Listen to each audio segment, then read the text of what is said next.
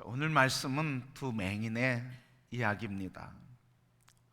두 맹인이 오늘 예수님을 찾아오게 되었고, 또 예수님께서 그의 부르짖음을 듣고 네 믿음대로 될지어다 하며, 그때 내가 믿습니다 하니까 그 즉시 예수님께서 고침을 받게 해주셔서 조용히 있으라 해도 온 동네 가서 예수가 나를 고쳐주셨다 찬양하며 증거했다고 하는 말씀입니다. 오늘 이 간단하고 짧은 말씀인데, 이 말씀을 통해서 하나님은 우리에게 무엇을 말씀해 주실까요? 오늘 이 두 맹인의 이야기를 통해 오늘 우리에게 주시는 하나님의 위로, 또 하나님의 소망, 하나님의 은혜를 입는 귀한 시간 되기를 소원합니다. 이 두 맹인은 어떤 사람일까? 오늘 말씀 27절 말씀 보면 예수께서 거기서 떠나가실 새 두 맹인이 따라오며 그랬습니다. 그런데 28절 말씀 보면 예수께서 집에 들어가심에 맹인들이 그에게 나아오거늘 그랬습니다. 27절과 28절에 27절에 예수님께서 거기서 떠나가실 때, 그 동네에서 떠나가실 때 28절 이 두 맹인은 따라가서 예수께서 집에 들어가시는데 거기까지 따라갔다는 이야기입니다. 그 집, 떠나가신 곳에서 그 집까지 얼마나 떨어져 있는지 몰라요. 성경에 보면 어느 집인지도 나오지 않아 있어요. 그러니까 얼마나 떨어져 있는지, 어느 정도 시간이 걸렸는지 기록되지 않았습니다. 그런데 분명한 것은 거리에 상관없이, 장소에 상관없이 두 맹인은 예수님을 따라갔다 하는 것입니다. 만약에 이 두 맹인이 예수님을 따르는데 만약 도와주는 사람이 있었다고 하면 그 사람의 손에 붙들려서 아마 갔을 것입니다. 그런데 그 당시 문화로 보면 맹인들과 함께 하는 것은 거룩함을 더럽히는 일이기 때문에 함께 하지 않았습니다. 그런 걸 보면 이 두 맹인은 도와주는 사람 없이 두 사람이 아마도 손잡고 지팡이를 더듬하면서 예수님이 하시는 말씀을 들으면서, 또 무리들이 웅성웅성 따라가는 그 소리를 들으면서 예수님을 따라갔을 것입니다. 그 길은 결코 쉬운 길이 아니었습니다. 우리가 1년에 몇 차례씩 TV에서 보여주는 한 장면이 있는데, 장애인을 위한 복지시설을 누리기 위해서 장애인 체험하는 모습을 보여줍니다. 휠체어를 타고 가는데 얼마나 힘든지, 또 눈을 가리고 가는데 얼마나 어려운지를 보여주고 있습니다. 그러니까 이 두 맹인이 돕는 사람 없이 갔다고 하는 것은 그 길에 많은 어려움이 있었다는 거예요. 가다가 작은 구멍이 있으면 거기에 발이 빠져서 삐끗할 수 있었고, 그래서 발을 절 수도 있었고, 그래서 저가 고통을 당했을 것입니다. 돌뿌리가 있었다고 하면 아마 돌뿌리에 넘어질 수도 있었을 것입니다. 장애물이 있었다고 하면 거기에 부닥쳐서 상처를 입을 수도 있었을 것입니다. 또한 그들이 가려고 애쓸 때 예수님을 따르는 무리들이 자기들의 길이 방해가 된다고 아마 핀잔도 주었을 것입니다. 그러나 어쨌든 어떤 상황에서든 이 두 맹인은 장애물을 이기고 예수님을 따라 나섰다는 말씀입니다. 이런 장애물을 다 이기고 따라 나선 이 맹인들의 마음은 어떤 마음이었을까요? 어떤 심정으로 예수님을 따라갔을까요? 오늘 27절 말씀 보면 두 맹인이 따라오며 소리질러 이르되 다윗의 자손이여 우리를 불쌍히 여기소서. 두 사람이 소리 지르는데 다윗의 자손이여 우리를 불쌍히 여겨 주소서. 이 말은 뭡니까? 우리는 어떤 존재라는 거예요? 불쌍한 존재라는 거예요. 두 맹인 스스로 자기 인생에 대해서 고백하는데 불쌍한 존재라는 거예요. 왜 스스로가 불쌍한 존재라고 이야기했을까요? 이 맹인은 어제도 맹인이었어요. 지금도 맹인이에요. 내일도 맹인으로 살아야 돼요. 그러니까 과거에도 그랬지만 오늘도 그렇지만 내일이 온다고 이 맹인에게 인생이 특별한 것이 없다는 말이죠. 여전히 어둠 가운데, 여전히 사회에서 소외된 가운데, 여전히 때로는 구걸하면서 누가 돕지 않으면 살 수 없는 내일이 없는 삶, 내일이 와도 자기 인생이 바뀔 것이라고 기대할 수 없는 소망이 없는 삶, 이게 바로 두 맹인의 삶이었습니다. 그러니까 스스로 나는 불쌍한 사람입니다. 다시 이야기하면 내일이 와도 내 삶에 변화가 없을 것이고 내일에 대한 기대를 잃어버리고 소망을 잃어버리고 살아가는 사람, 이 사람은 불쌍한 사람이라 하는 말이에요. 그게 바로 이 맹인의 고백이에요. 이성적으로 그렇죠, 상식적으로 그렇죠, 의학적으로도 그렇죠. 인간적인 능력이나 힘으로 봐도 자기의 인생을 바꿀 수 있는 힘이 자기에겐 없는 거예요. 사회적으로 봐도 맹인은 사회에 소외된 사람, 인간 취급하지 않던 당시의 사회적인 분위기로 봐도 이 사람은 내일이 와도 희망이 없는 사람입니다. 그런데 이 말씀만이 아니라 마태복음 이 9장 말씀에 보면 9장 전체가 희망이 없는 사람들에 대한 이야기로 가득 차 있어요.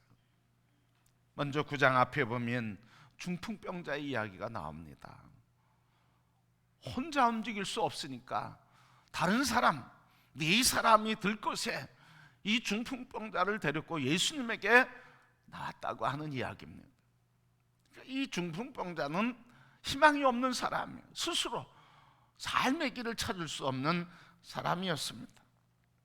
또한 세리 마태를 부르는 이야기가 나옵니다. 세리, 사회적으로 맹인이나 똑같은 취급을 받는 사람이고, 이 세리는 더 사회에서 소외된 사람이에요. 맨 하층민 중에 하층민이 세리였습니다. 그러니까 사회적으로 존경받을 수 있는 사람이 아니고 이 삶의 미래에 자기가 이 사회에서 사회의 일원으로 인정받을 수 없는 소외된 사람, 그게 세리였습니다. 그리고 그 다음에는 12년 동안 혈루병으로 인해 고통당하는 여인의 이야기가 나옵니다. 한두 사람 의원을 찾아갔겠습니까? 한두 번 병원을 갔겠습니까? 자기 병을 치료하기 위해서 온갖 방법을 다 썼지만 12년 동안 하혈을 하며 고통 중에 수치심에 빠져 산 사람, 이게 이 여인이었습니다. 그뿐만 아니라 회당장 야이로의 딸 이야기가 나오는데, 이 회당장 야이로의 딸이 죽었다고 하는 이야기입니다. 바로 이렇게 9장 말씀에는 오늘 본문 맹인의 이야기와 더불어서 이 사회에 소망이 없는 사람, 내일이 와도 기대할 것이 없는 사람, 내일이 와도 절망이 연속되는 사람, 모든 사람의 이야기가 9장의 이야기인 것입니다. 그래서 불쌍하다는 거예요. 성도 여러분, 내일의 희망이 있습니까? 내일의 소망이 있습니까? 내일의 기대가 있습니까? 그 사람이 행복한 사람이에요. 오늘 내일에 대한 기대가 없고, 내일이 와도 삶의 변화가 없고, 내일이 와도 여전히 지금처럼 아픔과 소외와 눈물과 희망 없이 살아가는 이 맹인, 어떻게 그에게 새 삶이 열려졌을까요?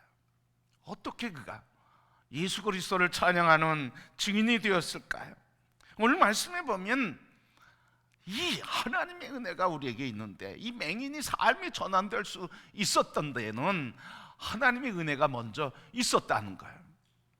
이 맹인에게 있었던 하나님의 은혜는 무엇일까요? 이 맹인에게 있었던 하나님의 은혜는 눈으로는 볼 수 없었지만 귀로는 들을 수 있었다는 거예요. 이 길이 막히면 주님께서는 은혜를 받을 수 있는 새로운 길을 준비해 놓으셨다는 거예요. 비록 다른 사람의 말은 들을 수 없었습니다. 그러나 볼 수 없었습니다. 그러나 그에게는 들을 수 있는 귀를 허락해 주셨다고 하는 이야기입니다.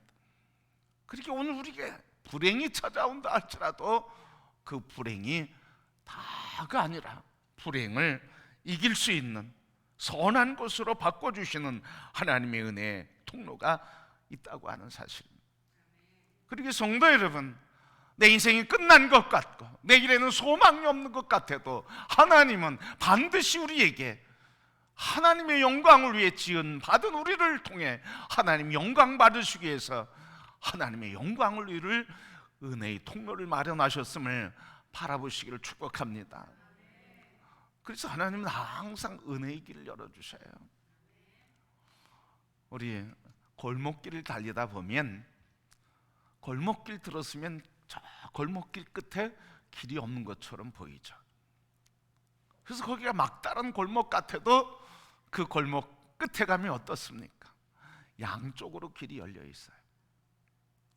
우리의 인생길 장래를 보고 앞을 바라보면 희망이 없는 것 같고 길이 막힌 것 같고 이제 끝난 것 같아도 그 끝에서 주님은 우리에게 길을 열어주시는 줄 믿습니다.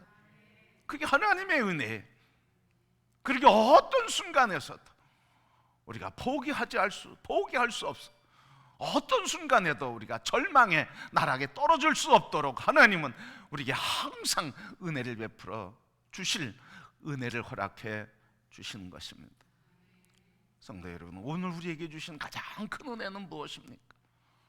오늘 우리에게 주신 가장 큰 은혜는 우리 스스로 구원받을 수 없고 우리 스스로 이 죄의 문제를 해결할 수 없고 우리 스스로 이 죽음의 문제를 해결할 수 없음에도 예수 그리스도 그분이 대신 죽으시고 그분이 우리 그 안에서 부활하게 하시고 그분이 우리 안에서 치료와 삶의 승리를 가져다 주시는 그 예수 그리스도 그분이 우리에게 진정한 은혜 중에 은혜인 줄 믿습니다. 그 예수 그리스도 믿는 사람들이, 이런 은혜가 있는 사람들이, 그분이 내 안에, 은혜이신 주님이 내 안에 계시니 어떤 상황에서도 절망할 수 없고 낙심할 수 없고 그리고 그래서 항상 소망의 노래를 부르게 되는 줄 믿습니다. 내일에 소망이 없습니까? 다시 한번 우리 안에 계신 소망이신 예수, 우리에게 세계를 열어주시는 은혜이신 예수님을 바라보시기를 축복합니다. 그분이 우리에게 희망이요 소망이요 새로운 길을 열어주시는 은혜인 것입니다.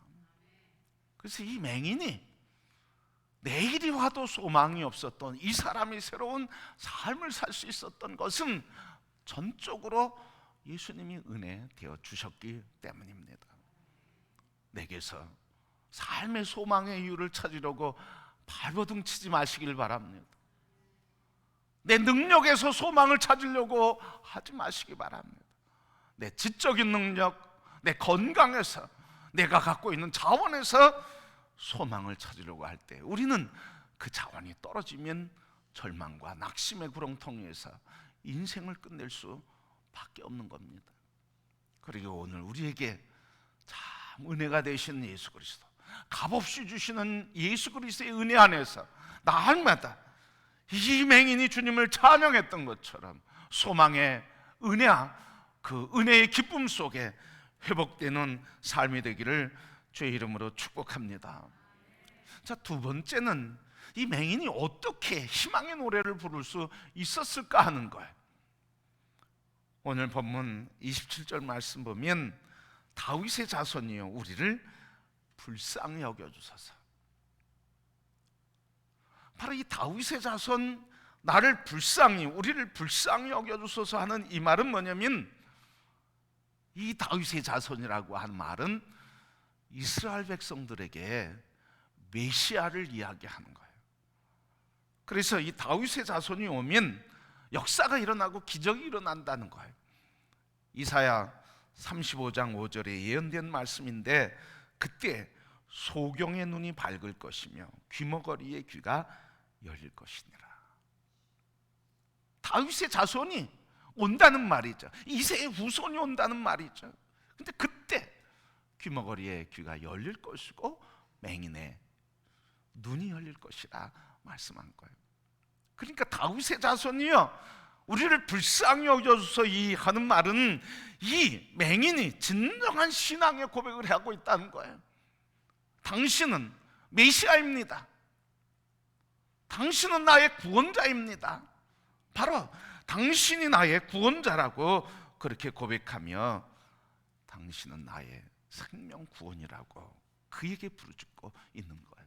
그냥 다윗의 자손 예수에 우리를 불쌍히 여겨주셔서 단순히 그런 게 아니라 당신이 다윗의 자손 메시아요, 메시아인 당신이 나의 눈을 뜨게 해줄 것입니다. 당신만이 나의 길입니다. 당신만이 나의 눈을 뜨게 하는 방법입니다.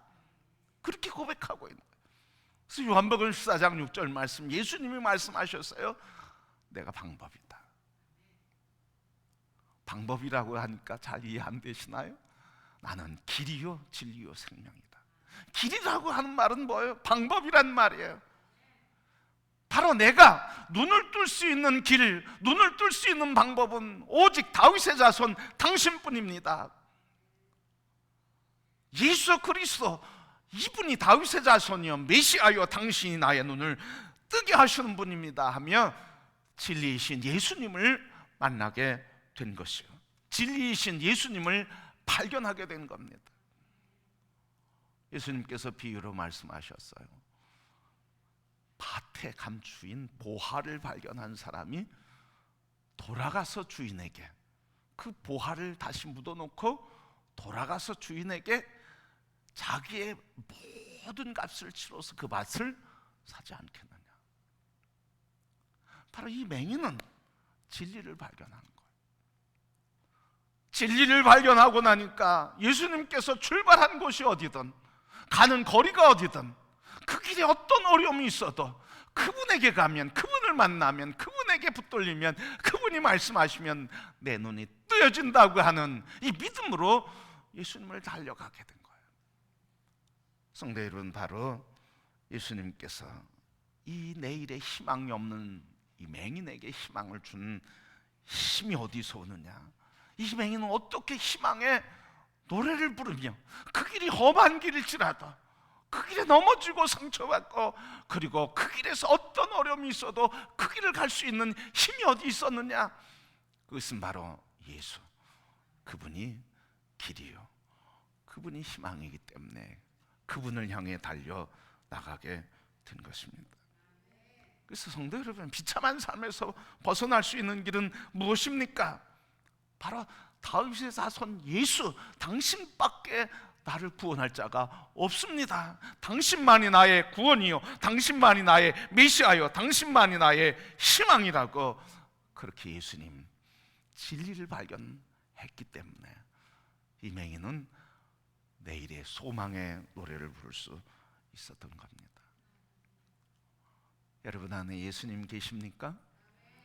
진리가 내 안에 계십니까? 생명이 내 안에 계십니까? 길이 내 안에 있습니다. 그분이 바로 길입니다. 그분이 바로 생명입니다. 그분이 바로 구원이십니다. 그분이 바로 방법입니다.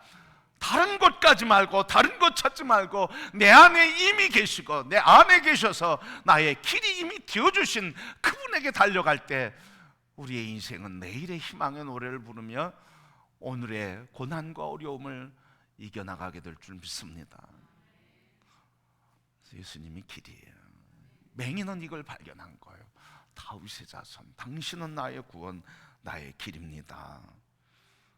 마지막으로 이 길을 알아야, 아는 것으로 끝나면 무슨 소용이 있겠습니까?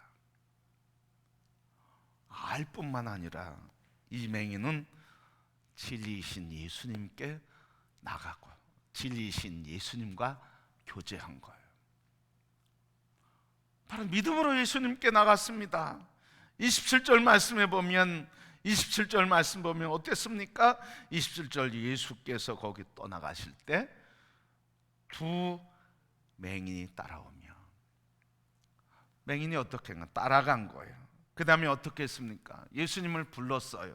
부르짖었어요. 소리 질렀다고 그랬어요. 부르짖었어요. 예수님을 부르며 어떻게 불렀습니까? 당신만이 나의 희망입니다, 이렇게 불렀어요. 다시 얘기하면 당신 나의 희망이라고 자기의 신앙을 고백한 거예요. 그리고 다윗의 자손이라고, 메시아라고 찬양하며 예수님이 가시는 곳 끝까지, 그곳이 어디든지 따라갔어요. 따라가며 부르며 고백하며 찬양하며 예수님이 가신 곳까지 동행했다고 하는 말이죠. 여러분, 이 맹인이 예수님을 찬양하는데 얼마나 뜨겁게 찬양했습니까? 예수님을 따르는데 얼마나 뜨겁게 따랐습니까? 한 번 따른 게 아니에요. 계속 따라가며 예수님을 부르며 당신만 나의 희망이라고 고백하며 다윗의 자손이라고 높이 찬양하며 가시는 곳 거기까지 쫓아가며 계속 그렇게 찬양한 거예요.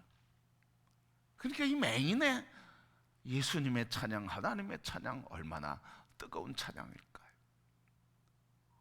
오늘 성도 여러분, 예배하는 모든 성도가 이런 찬양이 드려지게 될 수 있기를 소원합니다. 이런 맹인의 갈망과 소원과 열정으로 예수님을 따른 것처럼, 예수님을 찬양하고 경배한 것처럼 여러분이 드리고 우리가 드리는 예배가, 이 맹인의 뜨거운 마음으로 드렸던 예배가 오늘 우리 예배가 되시기를 소원합니다. 이 맹인이 그렇게 뜨거움으로, 간절함으로, 열정적으로 예수님을 따르며 고백하며 찬양하며 주님 가신 곳까지 가게 됐어요. 다윗의 자손이요, 고쳐주소서, 불쌍히 여겨주소서. 이 말은 뭐예요? 당신이 나를 불쌍히 여겨주시기를 원합니다. 당신만이 나를 고칠 수 있습니다. 그렇게 믿음으로 고백하게 될 때, 그때 예수님께서 28절 말씀, 내가 능히 이 일을 할 줄 믿느냐? 주여 그러하옵니다. 이에 이르시되 네 믿음대로 될지어다. 그 순간에 맹인의 눈이 열려지게 되었습니다. 가장 빠른 응답은 바로 여기에 있어요. 이렇게 뜨겁게 믿음으로 따르고, 그리고 부르짖고 찬송하고, 그리고 경배하니까 예수님께서 내 믿음대로 되라, 믿습니다 그랬더니 이에 두 눈이 열리게 되었더라. 30절 말씀, 이에 그 눈이 밝아진지라 그랬어요. 근데 이에라고 하는 말은 뭐예요? 내 믿음대로 되라, 내가 믿습니다 그랬더니 이에 그랬어요. 믿습니다 하는 말이 떨어지는 순간 눈을 열어주셨다는 거예요. 여러분, 저는 이 말씀을 묵상하면서 주님이 우리를 얼마나 사랑하시는지를 다시 한번 묵상하게 됐어요. 이에, 다른 말로 얘기하면 즉시, 마치 뭐예요? 그 말을 기다렸듯이, 지금 이 맹인의 입에서 내가 믿습니다 하는 그 말을 기다렸듯이 그 말하는 순간 주님이 고쳐주셨다는 거예요. 마치 집을 나간 탕자 돌아오기를 기다리며 동구 밖에 나가서 발꿈치를 들고 멀리 쳐다보시는 아버지의 마음처럼, 아직도 거리가 먼데 희미하게 저게 내 아들이구나, 그 모습을 보는 순간 그에게 달려가서 두 팔을 벌리고 그를 안아주면서 씻겨주고 먹여주고 잔치를 열며 잃어버렸던 아들 찾았다고 그렇게 기뻐하는 이 아버지의 마음처럼 주님은 지금 내일에 희망 없이 살아가는 오늘, 그리고 하루하루 그냥 죽을 수 없어 살아가고, 그리고 절망하며 살아가는 우리들에게 그 한마디 듣고 그 한마디 기다리면서 그 말만 떨어지면 달려와서 우리를 안아줄 그 태도, 그 자세, 그 모습으로 지금 이에 낫게 하시느니라. 성도 여러분, 이 주님을 보시길 바랍니다. 마치 100m를 달리기 위해서 준비 땅 소리를 듣고 달려나가는 이 선수처럼, 땅 소리 한마디에 달려가는 이 선수의 모습, 바로 이 내가 믿습니다고 하는 이 믿음을 주님 앞에 보이면 주님이 그 순간 우리에게 달려오셔서 품어주시려고 하는, 응답하시려고 하는 이 주님의 모습을 여러분 기억하시길 바랍니다. 그분이 바로 우리의 주님입니다. 그분이 지금 우리에게 이 한마디를 기다리고 있습니다. 우리에 위해서 절망과 낙심과 불평과 그리고 우리 안에서 감정에 쏟아지는 말이 아니라 예수 그리스도 당신이 나의 메시아요, 나의 구주이시고 나의 불쌍함을 해결할 분은 오직 당신만이 길입니다. 당신이 은혜입니다. 그렇게 믿음으로 고백하는 이 한마디, 기다리시는 예수님, 지금 내 안에서 나를 품고 계시는 예수님의 모습을 보시며 오늘 주님 앞에 이 한마디 합시다. 다윗의 자손이요, 나를 불쌍히 여겨주소서. 내가 믿습니다. 그때 우리의 인생, 지금까지는 절망이었어도 그 순간 바로 우리에게는 희망의 내일이 열리며 희망의 시간이 열리며 희망의 문이 열려 우리의 삶에 하나님을 인하여 기쁨과 찬양과 감격으로 세상을 향해 예수가 나의 소망이었고 기쁨이다, 예수가 나의 눈을 열게 했다, 새 인생을 열어주셨다고 찬양하며 기뻐 살아가는 복된 성도가 될 줄 믿습니다. 성도 여러분, 우리의 삶에 어떤 일이 닥쳐올지 알 수 없어도, 우리의 시대가 아무리 어렵다 할지라도 오늘 우리의 삶에 은혜가 되어주시고 우리의 삶에 찬양이 되게 하시며 우리의 삶에 소망이 되시는 예수 그리스도, 그분이 길인 줄 믿고 믿음으로 다윗의 자손 예수여 나를 긍휼히 여겨주소서 고백하며 내일의 희망의 노래로 오늘을 기뻐 춤추며 살아가는 온 성도들이 되기를 주님의 이름으로 축복합니다.